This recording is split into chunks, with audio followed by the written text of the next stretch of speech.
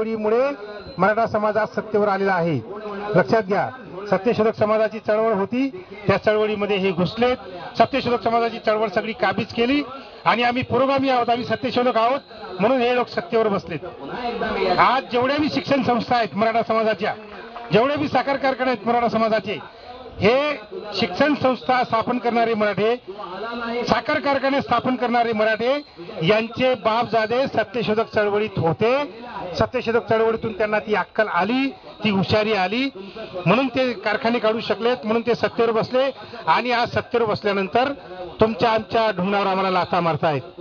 ज्यांच्यामुळे ते सत्तेवर बसले त्यांच्या पाठीमध्ये कमरेमध्ये लाथा घालतायत, त्याची शिक्षा त्यांना मिळणार आहे।